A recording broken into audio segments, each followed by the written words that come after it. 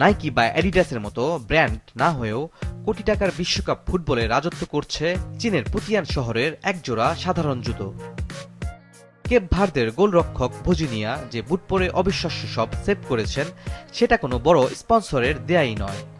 এটা চীনের ফুজিয়ান প্রদেশের একটা সাধারণ ফ্যাক্টরির তৈরি, যা এখন ইন্টারনেটে তোলপাড় সৃষ্টি করেছে। বিশ্বমঞ্চে ঝড় তোলা এই বুটটির নাম সেন্ডা ম্যান্ডোজা। এটি কিন্তু কোনো বড় মাল্টিন্যাশনাল ব্র্যান্ডের ল্যাবে তৈরি হয়নি। এটি তৈরি হয়েছে চীনের ফুজিয়ান প্রদেশের পুতিয়ান শহরের পুতিয়ান জুফেং স্পোর্টিং গুডস নামের একটি সাধারণ কারখানায়। চীনের এই পুতিয়ান শহরটি বিশ্বজুড়ে জুতোর রাজধানী হিসেবে পরিচিত। এই বিশ্বমানের বুট কিন্তু একদিনে তৈরি হয়নি। 2024 সালে শুরু হয় এই প্রফেশনাল বুটের ডিজাইন। টানা 2 বছর ধরে কারখানার কর্মীরা দিনরাত এক করে জুতো সেলাই, ডিজাইন ও প্রসেসিং করেছেন। প্রতিটি স্যাম্পল বিদেশে পাঠিয়ে আন্তর্জাতিক অ্যাথলেটদের দিয়ে ট্রায়াল করানো হয়েছে। তাদের মতামত নিয়ে ডিজাইন আরও নিখুঁত করা হয়েছে। বসুন্ধরা টিস্যু, অশুদ্ধতার বিরুদ্ধে এক বিন্দুও ছাড় নয়।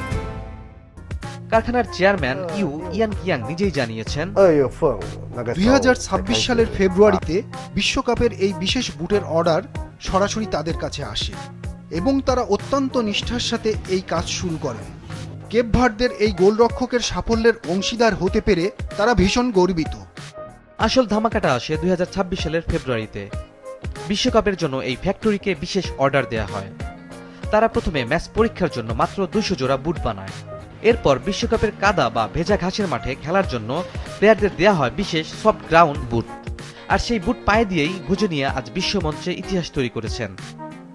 কোটি কোটি টাকার এই বিশ্বকাপের মাঝেও চীনের একটা ছোট্ট কারখানার গল্প একটু আলাদাভাবেই নজর কেড়েছে, যেখানে সাধারণ শ্রমিকদের নিখুঁত হাতের কাজ আজ বিশ্বমঞ্চের ফুটবলারদের পায়ের ভরসা যোগাচ্ছে।